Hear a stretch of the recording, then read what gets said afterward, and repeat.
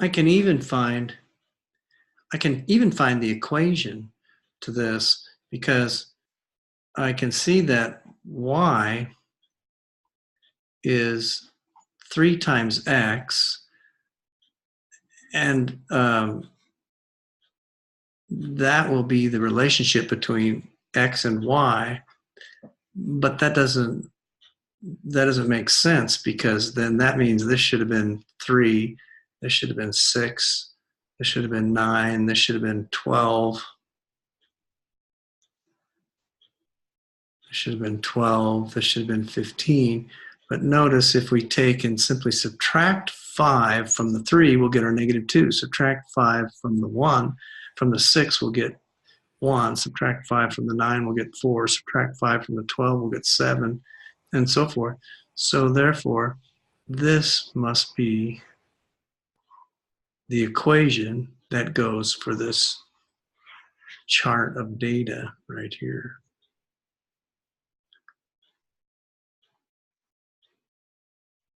Let's look at this chart of data here, and notice that the x's all have a common difference. The x's are all 2 apart, and they're 2 apart as the y's are 1 apart, or actually -1 apart. They're going down. And so our gradient is going to be, or our slope is, change of y over change of x. And so we've got -1 over 2. If we plotted these points right here, we would see that we'd have a line going down as it goes from left to right. And that's a characteristic of a negative slope. There I've graphed the points, and it's pretty obvious that we have a straight line. And our straight line, as we go left to right, our straight line is going down. And so we can make our straight line going down.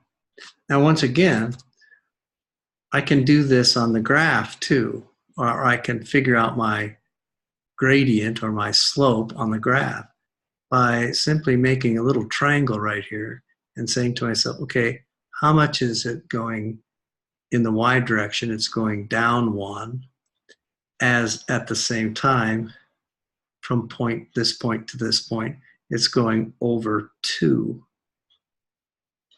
So my change of y is down 1, my change of x is over 2, to the right 2.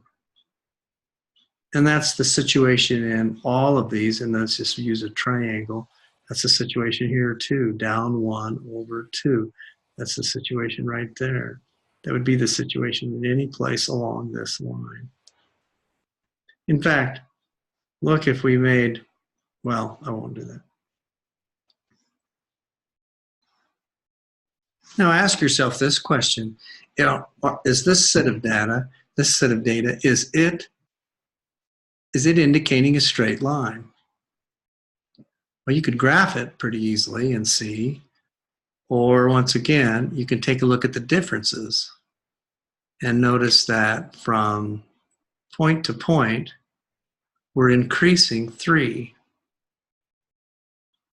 As from y to y, x to x is increasing 3, y to y is increasing 1.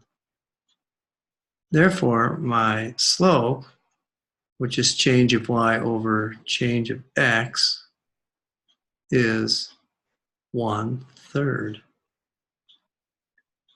Now you could see the same thing by graphing these points and looking at the graph, and you'd see you'd also have a 1/3 slope.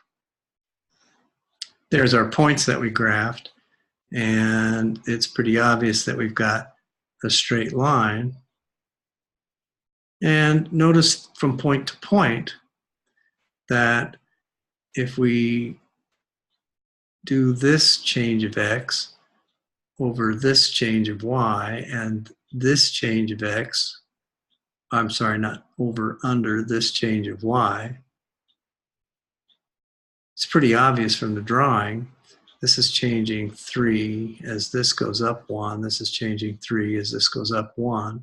So it's pretty obvious that the change of y over change of x is 1 over 3. You try one. So notice that when we do our differences, we look at this and we say, hey, from x to x, we're going down 2, down 2, down 2.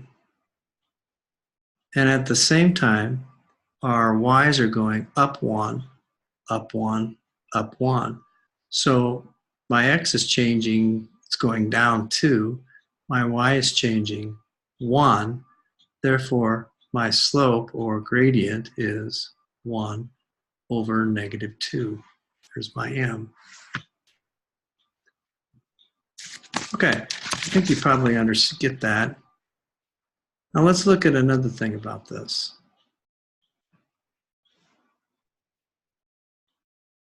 Another characteristic of straight lines is the y-intercept. Every straight line has a y-intercept. Take each of these lines, for instance. If all of the marks are worth 1, and this is then 1, 2, 3, and so forth, this is the y-intercept. So the y-intercept for this particular line is 1. The y-intercept for this particular line is negative 1. The y-intercept for this particular line is 2. So that's another characteristic of straight lines, is the y-intercept.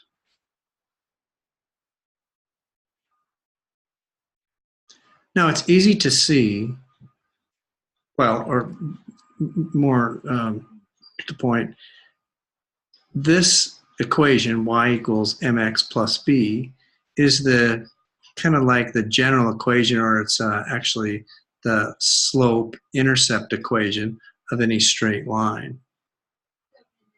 And when you have that, now it's especially easy to see why this is the y-intercept, because the y-intercept is where the line, the straight line, crosses the y-axis. In every case, x will equal 0 when the line crosses the y-axis. In each case, my x is 0. This is the point 0, negative 1. This is the point 0, 2. This is the point 0, 1. So if I'm saying that y equals mx plus b is the slope-intercept form of a straight line, then I can very easily find the y-intercept by simply plugging an x equals 0 into this equation, and I get y equals m times 0 plus b. M times 0 is 0, so y is b.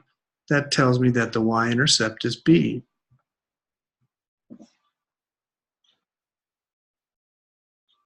And take these three equations, for instance. In each one of these equations, there's a slope, in this case it's 2/3, and there's a y-intercept, negative 3. Here the slope is 1/3, and the y-intercept is 2, and so forth.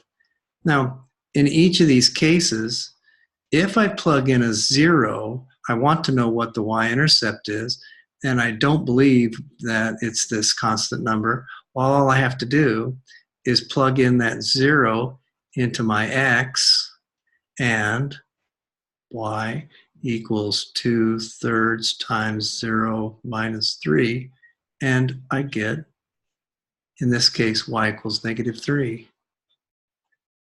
In this case, I would get times 0 plus 2, y equals 2. And then likewise, in the last case, I get y is -2. Okay, so once again, this is the slope,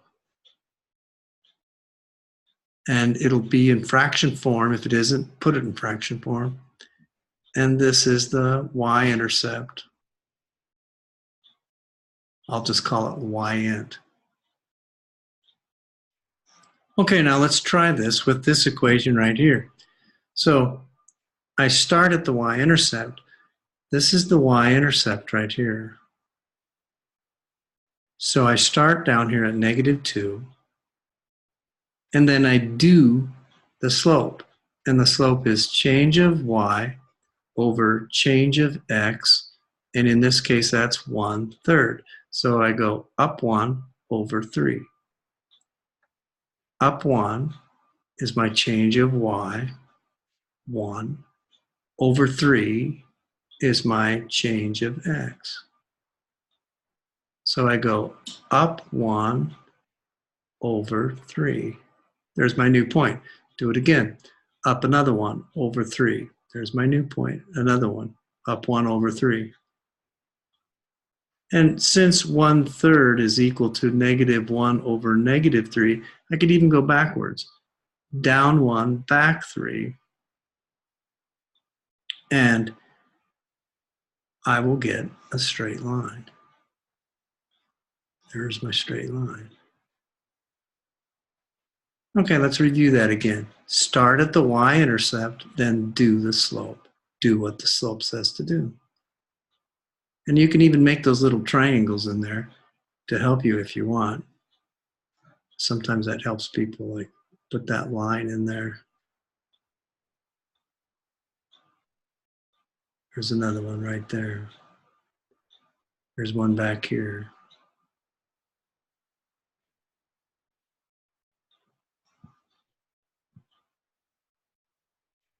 Take some time now and graph using this technique the equations below. Graph these 3 equations. And then I'll come back and show you what I got.